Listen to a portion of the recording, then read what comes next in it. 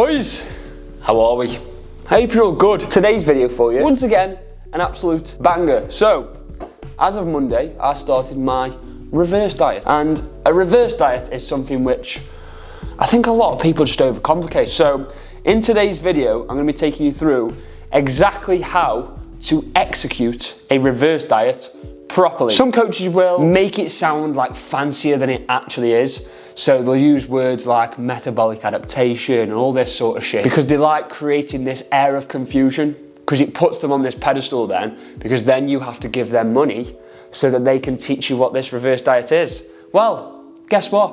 I'm going to be telling you exactly what one is for completely fucking free. Now, a reverse diet, think of it as like a bridge between a dieting phase or a cut into a bulk. It just makes that transition seamless. So, I started this on Monday and it is working perfectly. Now, the best example I have ever seen of a reverse diet, other than myself, of course, is one of my clients, Louis. We did this last year, so we went through a cut, and I'll put his pictures on screen. So we went through a dieting phase, we got him pretty lean, and then it was time to reverse him out into his bulk. Now, the picture on the left was at the start, the picture in the middle is actually at the end of his cut, and the picture on the right, I hope I've got this the right way round. Right, not too sure. Fuck! So the middle and the right picture is the exact same weight. Now, you can very clearly see that he does indeed look much better on the right. And not only does he look better, but he also felt much better because he was consuming double the amount of calories,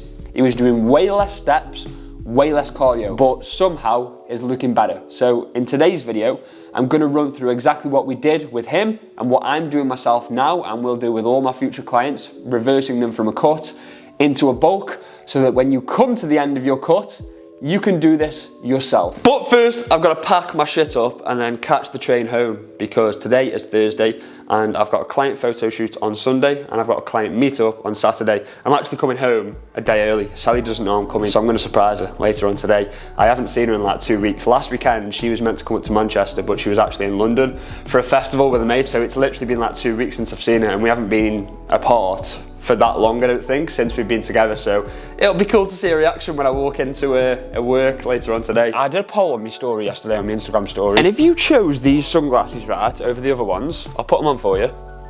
So these are the Ray-Bans that my dad got me.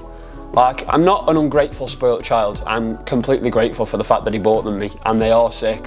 Like, they're polarized, so there's no glare. Like, they're really fucking clear, like proper clear. I just don't think they suit my face.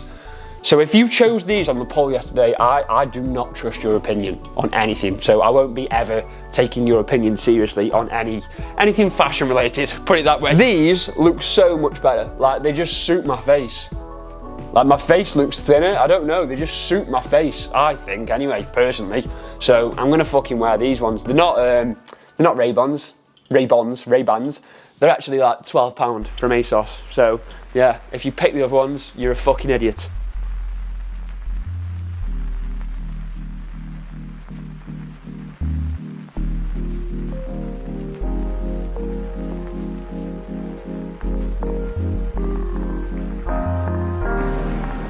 Made it with 1 minute to fucking go.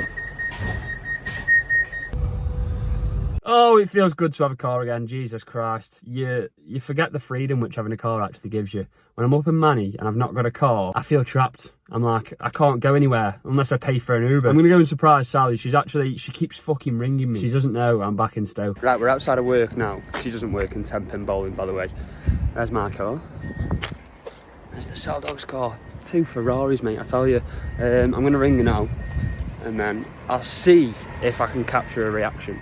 But she's not a huge fan of the camera. That was executed to absolute perfection. She did not have a clue, and her face when she realised, the face was a picture, man. I've just been to take my car to get some new front tyres as well, because the front 2 tyres, they were below the legal limit for a while, to be fair. Like, I'm one of those people who will put things off and put them off and put them off and leave it until it just needs doing. The light on my car for, I think it's an oil change or it needs a service or something like that, it's been on for months. It's just one of them things you don't want to do, and I need to do it eventually. Well, the plan is I want to get a new car for my 25th. I've got an idea of what I want. The insurance and the MOT isn't due until October, and my birthday's in September, so hopefully I'll get my new car sorted by my birthday, and I can get rid of that before the insurance is up. I'm sure you don't want to listen to me waffling on about my shitty old Fiesta for any longer, and we'll actually talk about reverse dieting. So, how do you execute the perfect reverse diet? At the end of a fat loss phase, whether it's a bodybuilding prep, whether it's a photo shoot prep, or whether it's just a cut you've done for holiday. At the end of that phase, right, you're gonna have this situation where energy expenditure is all the way up here, and calories are gonna be at the lowest they've been. Now, what most people do, once they finish a cut, is their mentality all of a sudden just switches. They're like, oh, cardio? Can't be asked to do that anymore, mate. Fuck doing cardio, I'm not cutting anymore. Steps, I'm not gonna go for a morning walk. I don't need to get to it. If look at my step count at the end of the day. Oh, my goal was 8K, but I'm not cutting anymore, so fuck it, I can't be asked to do that. So all of a sudden your expenditure has dropped down here. And then also, the mentality when it comes to food, to nutrition, is the exact same. Oh, I'm not cutting anymore, I can eat what I want. So you go from here, all of a sudden, like this. You've gone from a huge deficit to a huge surplus, and you end up regaining a lot of that weight, which you'd lost fast, like really fucking fast. I've seen it happen with people plenty of times. Whereas if you gradually tip the scales, what can happen is, like you saw with the example I gave there, Louis, you end up looking better, feeling better, and performing better, while still either maintaining weight or continuing to get leaner. Because as these are coming down and you're just balancing those scales, for this part here, you're actually still in a deficit. That's the benefit. You end up eating more, doing less, but still maintaining that level of condition, rather than just fucking sacking it off. And next thing you know, you're fat as fuck. So that's how to gradually transition yourself into a surplus, into a bulk.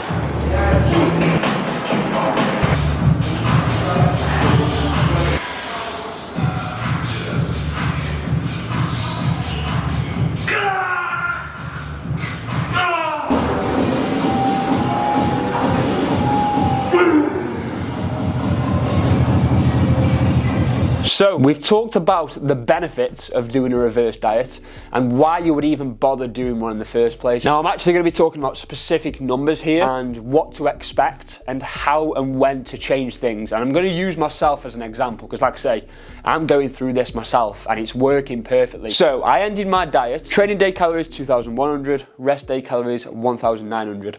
My steps were at 12k and I wasn't doing any cardio. And my calorie intake was, let's say on average, it was about 2,000 calories. Now initially what I did was give myself a big bump, 400 calories straight away. Now where did these additional calories come from? Purely carbohydrates. So the only thing which I changed within my diet, I was pretty much sticking to, it wasn't a quote unquote meal plan, like I didn't sit there with a fucking piece of paper and a pen or like plan out this meal plan, but I know which foods work for me.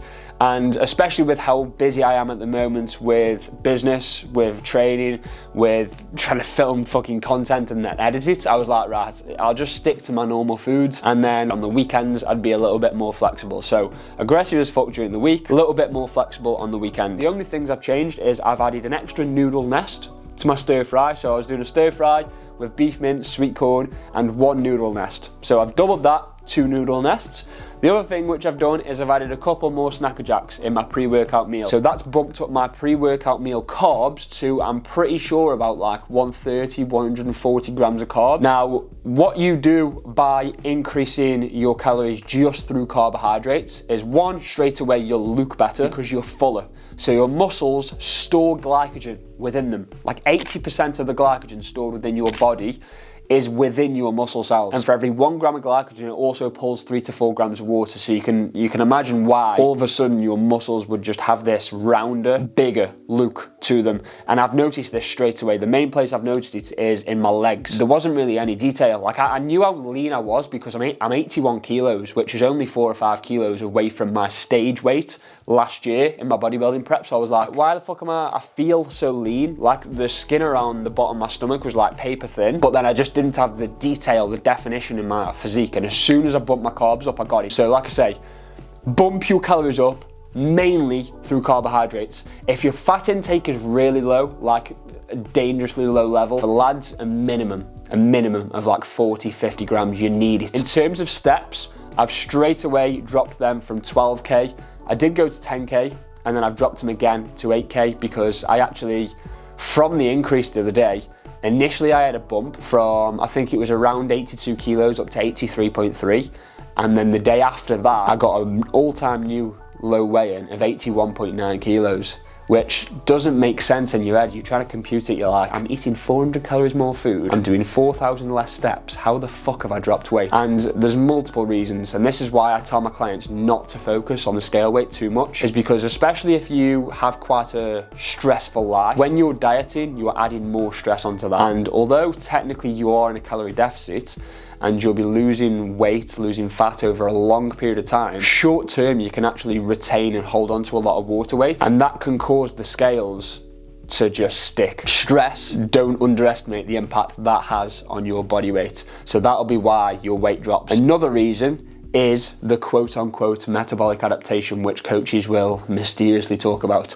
All this means, so your metabolism, right, the definition of metabolism, right, is when you consume food, your body will digest that food and assimilate the nutrients. That's just, again, a fancy word. Assimilate just means it will move the nutrients to where they need. So carbs will be fed to the muscle, stored in the liver cells. Protein will be used for muscle building, for making enzymes, that sort of shit. That's what metabolism means. And then also, your metabolism is how many calories you expend, you burn on a day-to-day basis, and your metabolism can change based on how many calories you are consuming. So if you are consuming more calories, specifically through carbohydrates, all of a sudden you've got more energy. And that's why, another reason why you end up losing weight is because you end up consuming more, but the extra calories which you've consumed, you end up burning off anyway. If you consume an extra 30, 40, 50 grams of carbs in your pre-workout meal, and then you go in the gym and you train like a fucking animal, you get new PBs across the board, you've just probably expended way more energy than you usually would when you go into the gym at the depths of a fucking cut. It's like you're walking in, you know, mud. You can hardly fucking lift the weight. You can't get a pump. Like, you're not going to be expending anywhere near as much energy as when you go in the gym. You're fucking bouncing around. You got a sick pump. You've got new PBs. Like I said, that is what I would do. I would gradually just keep on bringing those steps, that cardio down to a baseline level of what you would usually do in terms of steps. Cardio, I would keep some like in your program, even if you're going through a bulk. Don't get lazy with cardio. Some of my clients will play football, or they'll play badminton or golf or something along those lines, so that acts as their cardio. But if you don't do any sport or activity outside of just lifting weights, I would definitely recommend doing some form of cardio at least 2 or 3 times through the week, because it's not good for your health to just sit around, do fuck all and then lift weights and that's it. Like, your heart needs working just as much as your muscles do. And then, like I say, in terms of steps, drop them down to a baseline level, and then just keep on bringing your calories up nice and slowly until you actually end up in a surplus, which gets you gaining at a nice, slow, steady rate. I'd aim for anywhere between 0.2 to 0.5 kilos per week. If you're natty and you're gaining weight any faster than half a kilo per week, you're just going to be gaining pure fat. Not pure fat, there will obviously be some muscle underneath there, but you can't speed up muscle gain. Fat loss can be done fast. Muscle gain, you have to take your time. So get yourself into a nice, slow, steady surplus eventually, once you've reversed everything back out, and you'll be on your way. If you did enjoy this video, you found it helpful, drop a like and a comment down below. Click subscribe if you would like 4 weeks of free coaching with myself. There's a link at the top of the description. Click that and you'll receive your 4 weeks of free coaching with myself. Goodbye, I'll see you in the next one.